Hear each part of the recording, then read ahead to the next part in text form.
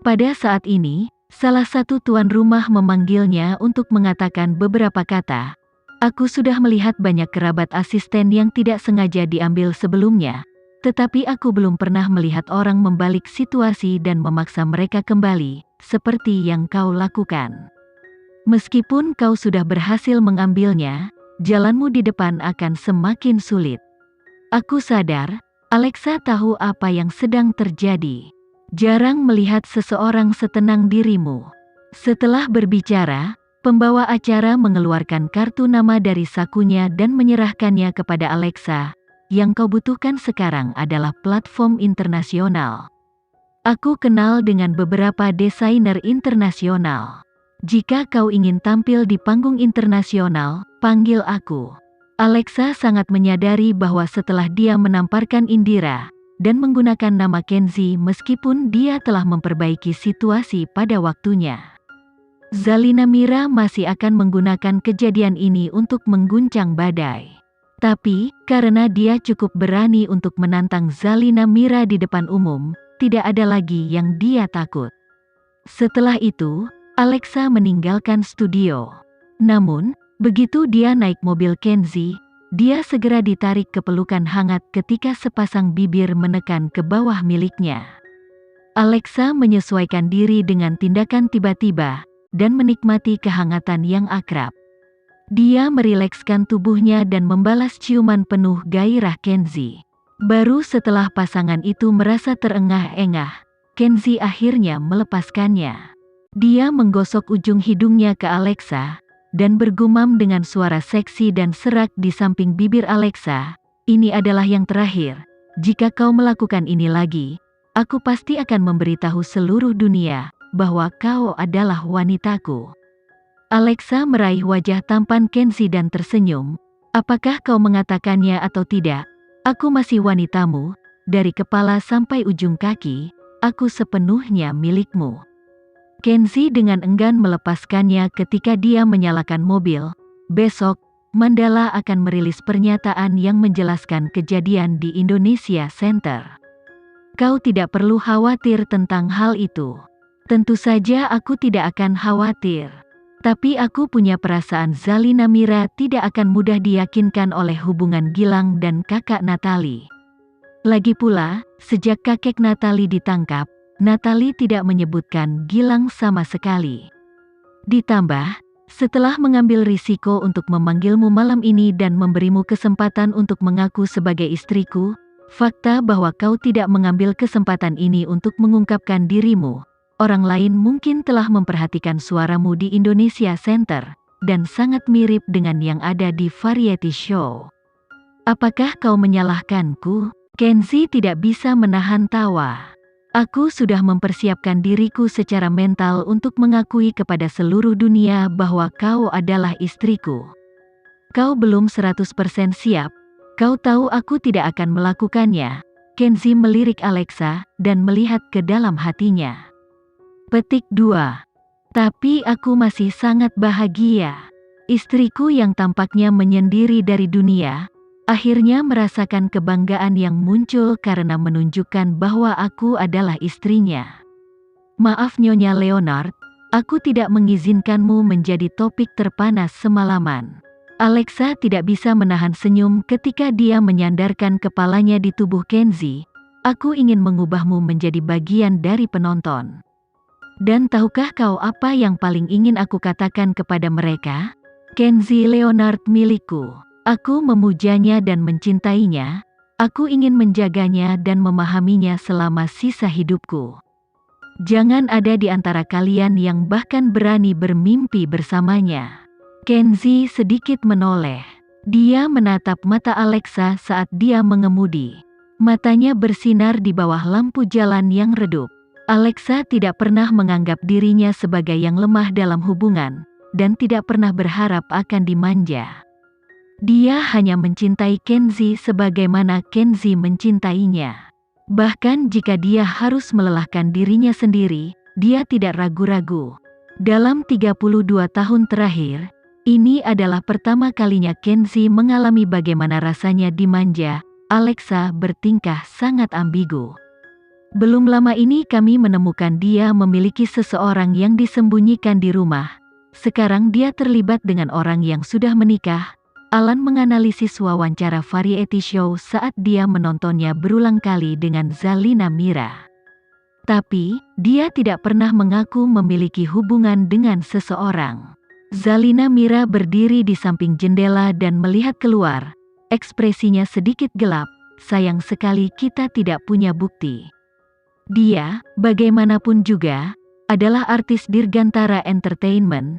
Jika kita ingin mengikutinya dan mendapatkan bukti fotografis, jelas lebih mudah daripada menunggu wartawan menemukan sesuatu.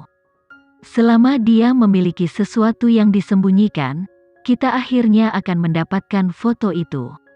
Kalau begitu, saat ini kita memiliki dua jalur untuk diikuti. Pertama, kita perlu mencari tahu apakah hubungan Natalie dan itu nyata, dan jika Alexa ada hubungannya dengan Mandala. Kedua, kita perlu mengungkap identitas seseorang yang bersama Alexa dan mengekspos hubungan mereka. Selama ini dia menyangkal mempunyai kekasih, tapi ternyata kehidupan pribadinya berantakan. Alan, berikan pembukaan acara JK di Jepang Fashion Week pada Alexa. Hanya ketika dia membiarkan kewaspadaannya turun, kita dapat menemukan peluang untuk memanfaatkannya.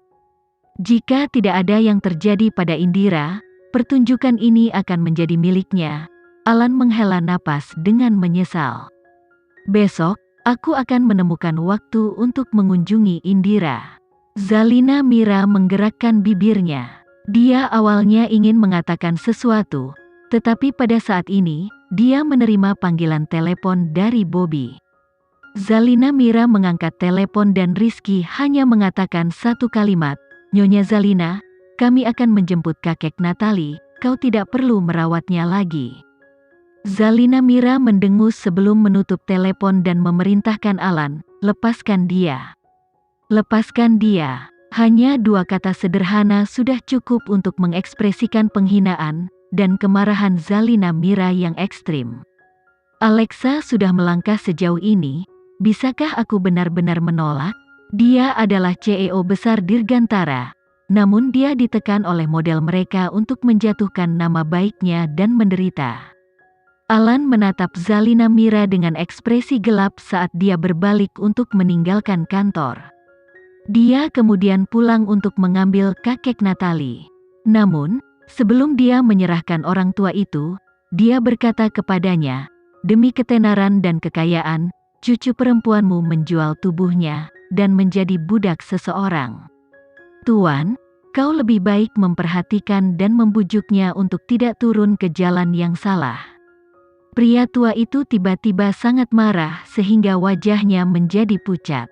Setelah itu, Alan mengirim orang tua itu ke Dirgantara Entertainment.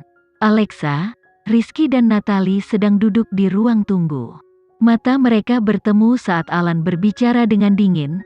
"Aku membawanya kembali tanpa sehelai rambut pun keluar dari tempatnya." "Bagaimana suasana hati Nyonya Zalina?" Alexa bertanya pada Alan. "Bagaimana menurutmu?" "Jangan melangkahi batasku lagi," jawab Alexa sederhana. Meskipun Alan tidak terlihat senang, dia tidak memiliki penghinaan untuk melemparkan kembali padanya. Dia hanya mengatakan kepada Alexa, "Bersiaplah untuk pergi ke Jepang dan berjalan di pembukaan peragaan busana JK. Bukankah kau kekurangan pekerjaan internasional? Jadi sekarang, kau telah berhasil menyingkirkan Indira. Semua pekerjaan terbaik secara alami akan terpecah antara kau dan Sania." Setelah mendengar kata-kata Alan, dia merasa dia terdengar sedikit ironis.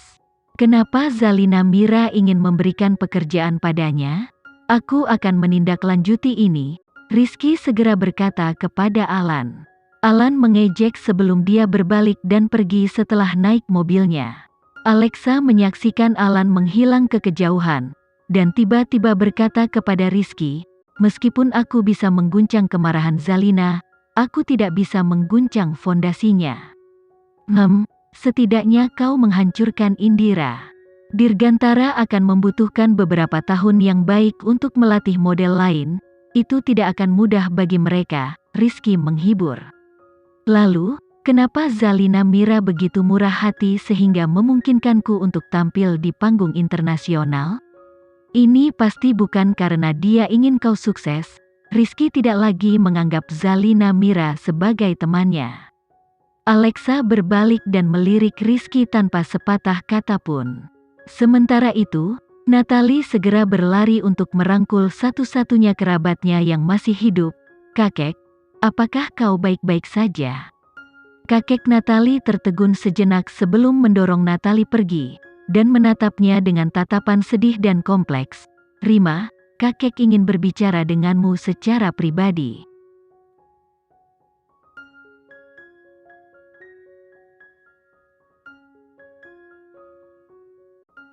Sekian dulu ya video kali ini, kita lanjutkan lagi videonya di lain waktu. Oh iya, bagaimana menurut kalian? Semoga bisa sedikit menghibur kalian semua. Untuk teman-teman yang baru nonton jangan lupa subscribe ya hehehe. Dan kalau teman-teman ada yang ingin gabung langganan bisa langsung gabung saja untuk dapat fitur yang menarik dan sedikit membantu Mimin. Terima kasih banyak sudah menonton, sampai jumpa lagi, bye.